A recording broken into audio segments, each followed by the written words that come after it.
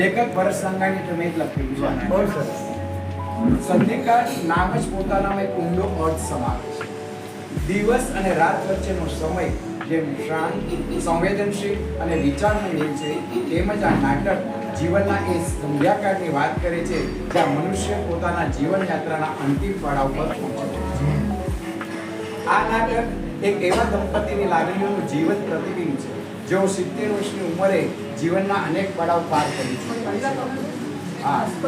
સંતાનો પોતાની દુનિયામાં સ્થાયી થઈ ગયા છે અને હવે આ મોટું ઘર, આંગણું અને સમય બધું જ તેમની સાથે છે, પણ સાથ છે તો માત્ર એકબીજા. આ એકતા વચ્ચે તેઓ એકબીજાની મુખમાં, યાદોમાં અને રોજિંદા નાના સંવાદોમાં જીવનનો અર્થ શોધે છે. આ નાટક 3 દ્રશ્યોમાં વિભાજિત છે: સવાર, સાંજ અને રાત ના રૂપમાં. દરેક દ્રશ્ય માત્ર સમયનું નહીં પરંતુ લાગણીઓના બદલતા રંગોનું પણ પ્રતિનિધિત્વ કરે છે. વાંચન દરમિયાન આ ત્રણેય દ્રશ્યોને ભાવનાત્મક પ્રવાહ તમને સ્પષ્ટ રીતે અનુભવી શકાશે. આ નાટકના વાંચનમાં મને સાથ આપી રહ્યા છે રીમાબેન કિનારીવાળા. તેમની સંવેદનશીલ રજૂઆત અને આવાજની લાગણીસભર અભિવ્યક્તિ આ કથાને વધુ જીવંત બનાવશે. ચાલો તો હવે આપણે પ્રવેશ કરીએ સંધિકાની મર્મપક્ષી યાત્રામાં. આ પાત્રો છે હસમુખભાઈ, ઉંમર 72 વર્ષ, નિવૃત્ત શિક્ષક, શિસ્તબદ્ધ પણ પત્ની માટે અસીમ પ્રેમ ધરાવનાર, થોડા ચીડાયેલા પણ હૃદયના કોમળ. સુમનબેન, ઉંમર 68 વર્ષ, વ્હીલચેરમાં રહેતા, સાંધાના દુખાવાથી પીડાતા પણ વાતચીતમાં હજુ જીવન. દ્રશ્ય પહેલું. દ્રશ્ય પરિવેશ છે. સવારનો સમય છે. આંગણામાં કુબળો તડકો રેલાઈ રહ્યો છે. આંગણામાં એક જૂનું ટેબલ છે જેના પર પાણીનો ગ્લાસ ઢાંકેલો છે અને દવાની સ્ટ્રીપ પડી છે. હસમુખભાઈ વ્હીલચેર ધકેલીને સુમનબેનને આંગણામાં લાવે છે.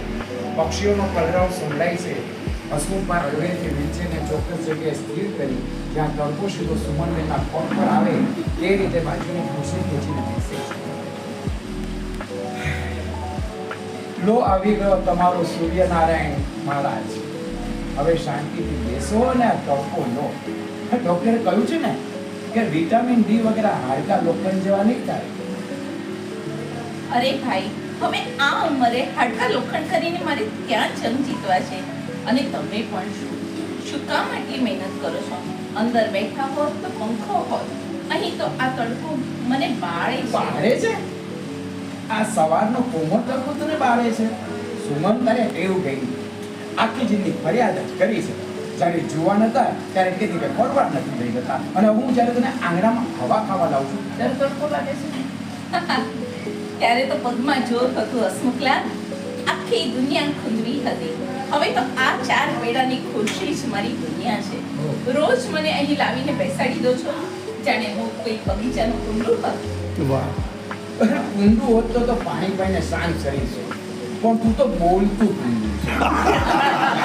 ચાલ, વાતો ઓછી કર અને આ દવા કરી લે. 9 વાગી ગયા છે. નથી ખાવી મારે આ કડવી દવાઓ. આખો દિવસ ગળ્યા જ કરવાની. સવાર પડે એટલે 3 ગોળી, બપોરે 2 અને સાંજે તો આખું પડીકું. મને તો લાગે છે કે મારા લોહીમાં હવે લોહી ઓછું અને કેમિકલ વધારે હશે. વાહ વાહ. જો સુમન, તારે જીવવું હોય કે ન જીવવું, મારે તને જીવવાનું છે. આ ખાલી ઘરમાં જો તારો અવાજ નહીં હોય ને, હું કોની સાથે ઝઘડો કરીશ?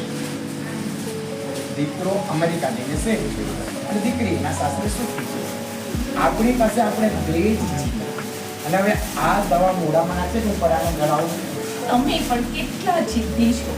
ક્યારેક તો મારી વાત માનો. આ એકલતા પણ કેવી છે ને? આટલા મોટા ઘરમાં આપણે 2 અને આ 4 દિવાલો. ક્યારેક તો લાગે છે કે આ ભીતો પણ આપણી વાતો સાંભળીને કંટાળી ગઈ હશે. ભીતો નથી કંટાળી, આપણે થાક્યા છે. જિંદગીની દોડધામમાં જ્યારે જીવવું હતું ત્યારે સમય નહોતો, ને હવે જ્યારે અઢળક સમય છે ત્યારે આ શરીર સાથ નથી આપતું. સુમન, તને યાદ છે પેલું ઘર જેમાં આપણે ભાડે રહેતા હતા? નાનું હતું પણ કેવું ભૂંસતું હતું. યાદ કેમ ના હોય? તમે ટ્યુશન કરીને થાક્યા પેક્યા આવતા અને હું આખા દિવસના ઘરકામ પછી પણ તમારી રાહ જોઉં. ત્યારે એકલતા શબ્દનો અર્થ ખબર પણ ન હતી. અને આજે આ વૈભવી બંગલો છે, પણ શાંતિ એવી છે કે રાત્રે ઘડિયાળનો ટક અવાજ પણ હથોડા જેવો લાગે છે. અરે એ તો સમયનો પ્રવાહ છે. બધાને પોતપોતાની જિંદગી હોય. આપણે બાળકોને પાંખો આપી હવે એ ઉડે તો આપણે રાજી થવું જોઈએ. હા, ક્યારેક વિચાર આવે છે કે આંગણું આજે કેટલું ખાલી છે. પૌત્રો પૌત્રી હોત તો આ તડકો પણ સોનેરી લાગે. હવે તમે બહુ ફિલોસોફી ન ઝાડો. મને ખબર છે કાલે રાત્રે તમે છાનામાના દીકરાના ફોટાને જોતા હતા. મેં જોયું હતું અને આંખોમાં પાણી હતું. આંખો લાલ થઈ ગઈ હતી. અરે અરે અરે એ તો આંખમાં કંઈક પડ્યું હશે. તું તો વગર કારણે જાસૂસી કરે છે. ચલો એ આ તડકો લેવાનું પૂરું કર, આપણે અંદર જઈએ. ના, હજી થોડી વાર બેસો. જુઓ તો ખરા, પેલા ગુલાબના છોડ પર ચકલી બેઠી છે. કેટલી નિશ્ચિત છે. એને નથી દવાનો કોઈ ડર, નથી કોઈ એકલતાનું ભય. આ પક્ષીઓને ભૂકા નથી હોતો ને સુવર્ણ, એટલે એમને ભવિષ્યની ચિંતા. અચ્છા, માણસ જ એક એવું પ્રાણી છે જે યાદોની પોટલી બાંધીને ફરે છે. આપણે એ જ કરી રહ્યા છીએ. તમે ભલે ગમે તેટલા કડક થવાનો બહુ કરો, પણ મને ખબર છે મારા વગર તમે એક ડગલું પણ નહીં ચાલી શકો. કાલે રાત્રે પેલી ચા બનાવતી વખતે તમે ખાંડને બદલે મીઠું નાખ્યું હતું, એ મેં જોયું હતું. આ સુમન તૂફાન, એ તો ચશ્માના નંબર વધી ગયા છે એટલે. અને હું પણ શું નાની નાની વાતોને પકડી રાખે છે. પણ હા, એ વાત સાચી. તારા વગર આ ઘર નહીં પણ ઈંટોનો ઢગલો બની જશે. એટલે જ કહું છું, સાચો તારી જાતને. હસમુખ, મને એક વચન આપો. જો મને કંઈ થાય તો તમે રડશો નહીં. તમે તમારી લાઇબ્રેરીમાં જજો, પુસ્તકો વાંચજો, એકલતાને મિત્ર બનાવજો. બહુ વાતો ન કર. મને ખબર છે તને કશું નથી થવાનું. હજુ તો આપણે આવતી દિવાળી પર પેલા નવા મંદિરે દર્શન કરવા જવાનું છે. તારી વિચાર છે ને, જોજો હું જ જાતે કરીશ. તમે પણ સાવ બાળક જેવા છો, પણ તમારી આ જીદ જ મને જીવવાનું બળ પૂરું પાડે છે. શું, ચાલ હવે અંદર જઈએ. તને પેલી વાર્તાઓ વાંચી સંભળાવવાની છે ને? હા, અને પેલા અથાણાની બરણી પણ તડકે મૂકવાની છે. ભૂલતા નહીં. હા, હા બાપુ, હા. તું આદેશ આપ તો હું પાલન કરીશ. આજ તો આપણી જિંદગી છે, થોડી ખારાશ, થોડી મીઠાશ, પણ હવે સાથે હોવાનો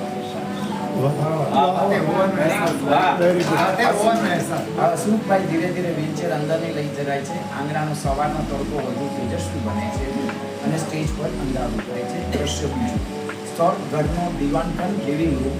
સાંજનો નમતો સમય, આછો અંધકાર અને સંધ્યાનો ઉચ્ચાસ. દીવાનખંડમાં એક ખૂણે જૂનું લાકડાનું કબાટ છે, જે પુસ્તકોથી ભરાયેલું છે. મધ્યમાં સોફા છે અને બાજુમાં સુમનબેનની વીલ છે.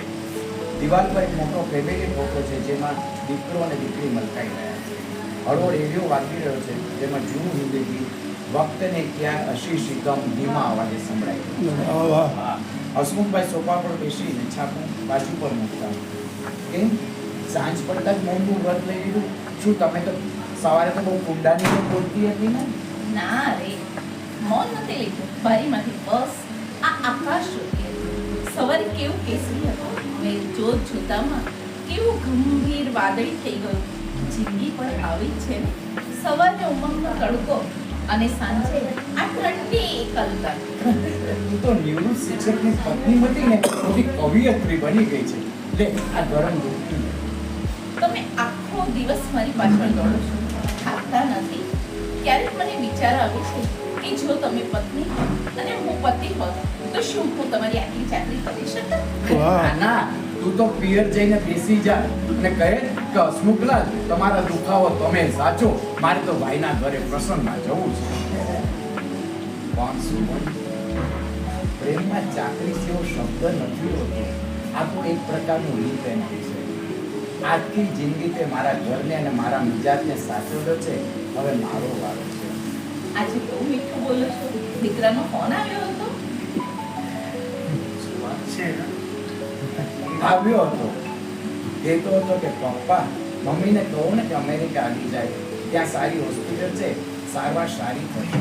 અને તમે શું કહ્યું? મેં કહ્યું કે તારી મમ્મીને તો આ ઘરનો તુલસી ક્યારો અને આંગણાનો તડકો એ જ સૌથી મોટી દવા છે. અને સાચું કહું છું આપણે ત્યાં જઈને શું કરીશું? પેલા મોટા કાચની બારી બારણામાં કેક થઈને બેસી રહેવાનું. અહીં તો પાડોશનો પિન્ટુ ઝઘડો લેવા આવે ને તો એ જીવતા હોવાનો અહેસાસ થાય. સાચી વાત વાહ, છે. વાહ. સાચી વાત છે. ત્યાં તો રસ્તાઓ પણ ખાલી અને મન પણ ખાલી. હસમુખ, તમને ક્યારેય એવું નથી લાગતું કે આપણે બાળકોને બહુ વહેલા મોટા કરી દીધા? બાળકો ક્યારે મોટા નથી થતા સુમન. પરિસ્થિતિ એમને ઉડતા શીખે છે. આપણે એને આકાશ આપ્યું, હવે ઉડે છે. એકલતા એ તો ઈશ્વરે આપણને આપેલો બોનસ સમય છે, એકબીજાને ફરીથી ઓળખવા માટે. ફરીથી ઓળખવા હજી કી બાકી છે? 50 વર્ષથી તમારી નસે નસથી વાકેફ છું. ના, ઘણું બાકી છે. તે ક્યારેય નોંધ્યું છે? લગ્ન પછી આપણે હંમેશા બાળકો માંગીએ છીએ. આ બધામાં હસમુખ અને સુમન તો ક્યાંય ખોવાઈ ગયા. વાહ વાહ વાહ. હવે ત્યારે જવાબદારીઓ પૂરી થઈ છે ત્યારે હું તારી આંખોમાં એ જ છોકરીને જોઉં છું જેને હું પહેલી વાર જોવા આવ્યો. સારું, હવે બહુ ભાવુક ન કરો. પેલું રેડિયો પર ગીત બદલાવી સાંભળો. અજીબ દાસ્તા હૈ. આપણી જિંદગી પણ આવી જ અજીબ અને સુંદર દાસ્તાન છે. ચોક્કસ, ચાલ હવે. હા, ચાલો. હસમુખ પ્રયાસતા સ્થળ છે લકેલી રસોડા તરફ જાય છે. દીવાનકણમાં બલ્બનો પીળો પ્રકાશ ફેલાય છે જે હૂંફ અને સાથનો પ્રતીક છે.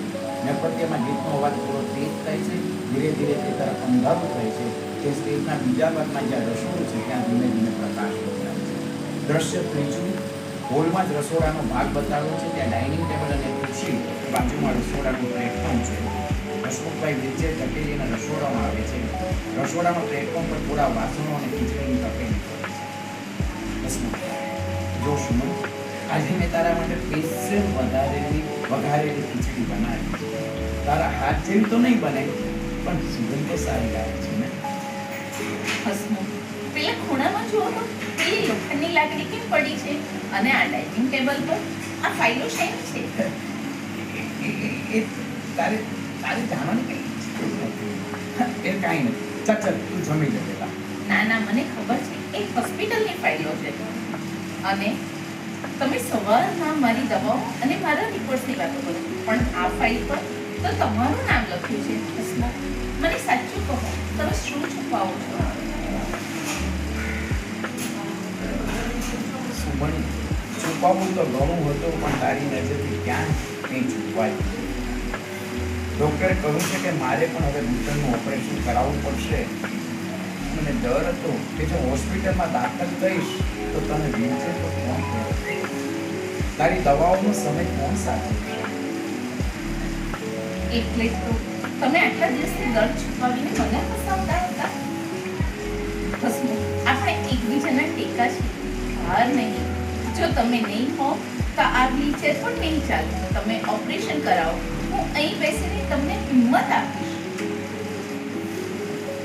સુમન, મને એમ હતું કે હું તારો સહારો છું પણ આજે સમજાયું કે તારી આ વ્હીલચેર પાછળ હું નથી ચાલતો, તારી જીવવાની ઈચ્છા મને ચલાવે છે. હવે બહુ ડાયા થયા વગર ખીચડી પીશો. આપણે બંને આજે સાથે જમીશું. મારા સાંધાનો દુખાવો અને તમારું ઓપરેશન, આ બધું તો ચાલ્યા કરશે, પણ આ સાથ છૂટવો ન જોઈએ. સાચું કહ્યું સુમન. સભ્યકાળ એટલે દિવસનો અંત નહીં પણ નવા સવારની તૈયારી. વાહ વાહ. આપણે બંને એકબીજાની લાકડી બનીશું. લો આ ખાઓ. બહુ સરસ બહુ સરસ. ભાઈ આપકા રૂપિયા